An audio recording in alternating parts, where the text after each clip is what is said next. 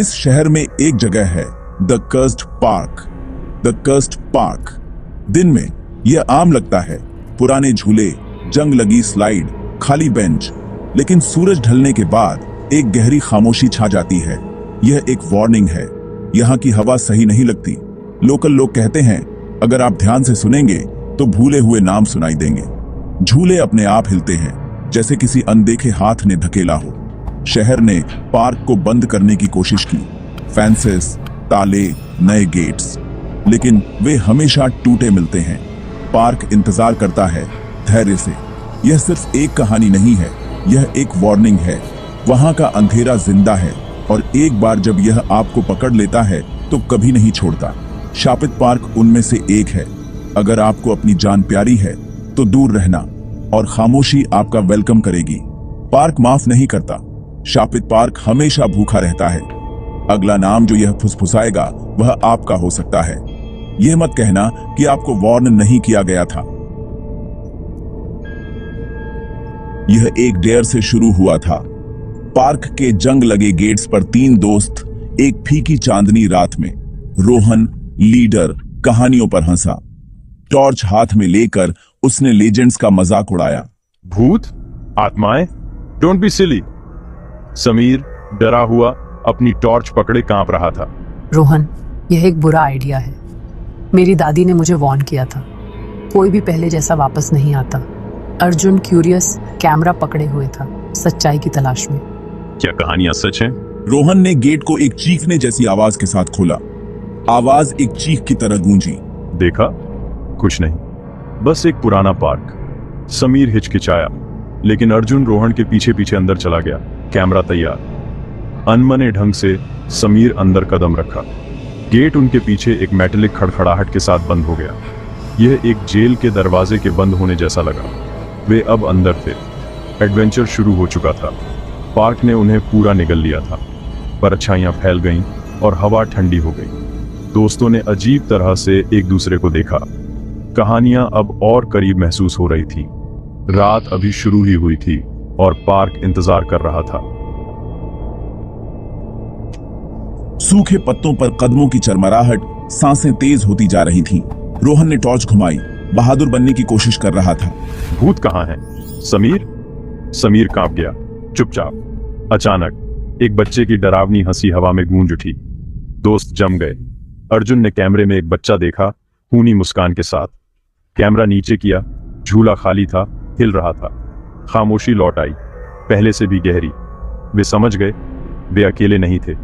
Park के राज जाग रहे थे। एक समय यह पार्क हंसी और जिंदगी से भरा था। फैमिलीज पिकनिक मनाती थी, बच्चे घंटों खेलते थे। यह नेबरहुड का दिल था। फिर त्रासदी हुई। एक स्कूल बस के ब्रेक फेल हो गए। वह खेल के मैदान में जा टकराई। हंसी की जगह चीखें सुनाई दी।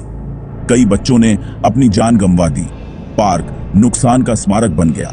बाद में इसे बंद कर दिया गया, लेकिन अजीब चीजें होने लगी। लोकल लोगों को रात में बच्चों की हंसी सुनाई देती थी। झूले अपने आप हिलते हुए दिखते थे। उन्होंने कहा कि खोए हुए बच्चों की आत्माएं यहां फंस गई थीं, आगे नहीं बढ़ पा रही थीं। झूले कभी नहीं रुके, हंसी कभी नहीं फीकी पड़ी। पार्क दुख की जगह बन गया, यादों से हॉन्टेड। शाप दुख से पैदा हुआ था।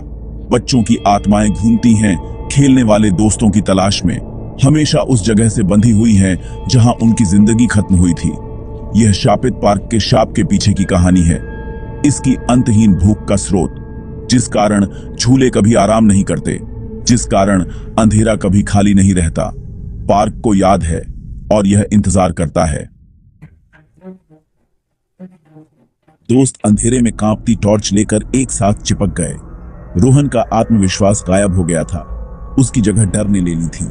हमें जाना होगा अभी। वे जाने के लिए मुड़े, लेकिन समीर गायब हो गए पल भर में। समीर, तुम कहां हो? घबराहट छा गई। वे उसे ढूंढने लगे, उसका नाम पुकारते हुए। सिर्फ खामोशी ने जवाब दिया, समीर। यह मजेदार नहीं है। पार्क जिंदा लग रहा था। अंधेरा करीब आ रहा था। उनके दोस्त का कोई निशान नहीं, बस खाली बेंचें, चरमराहट करते झूले, जैसे पार्क ने उसे पूरा निगल लिया था। रोहन खुद को समझाने की कोशिश कर रहा था कि समीर छुपा हुआ है, लेकिन वह बेहतर जानता था समीर की आवाज में डर असली था। वे ढूंढते रहे, रात में उनकी आवाजें गूंज रही थीं। पार्क ने उनमें से एक को अपना बना लिया था और अब यह और चाहता था। दोस्तों को एहसास हुआ कोई भी सुरक्षित नहीं था।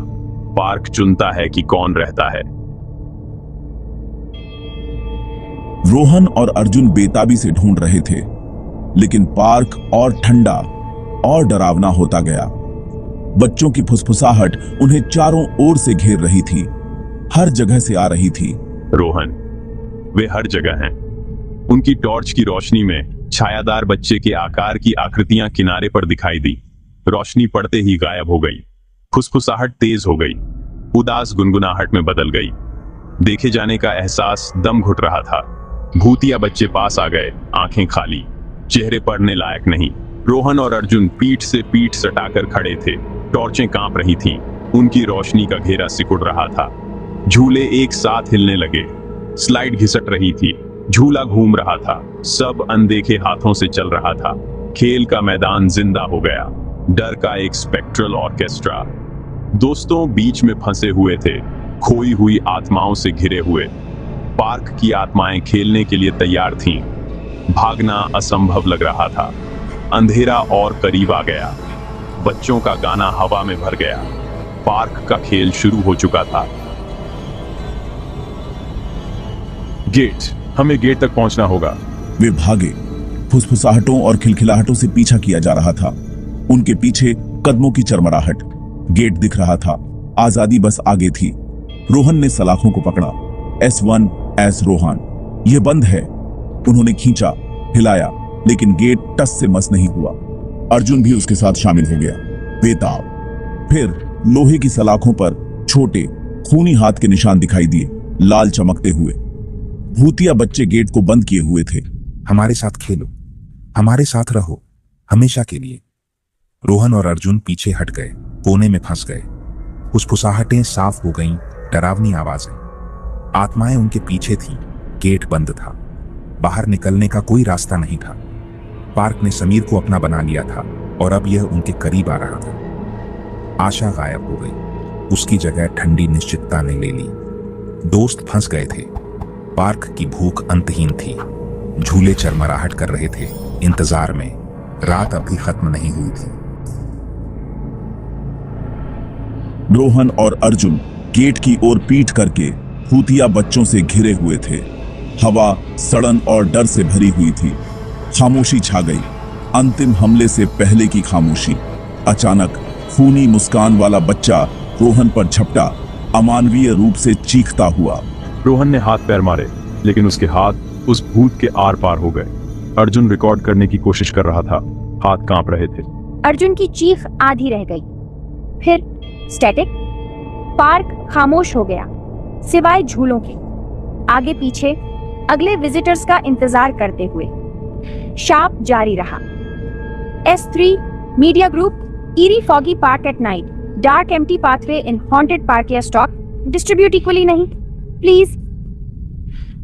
भूतिया बच्चों ने रोहन को घेर लिया।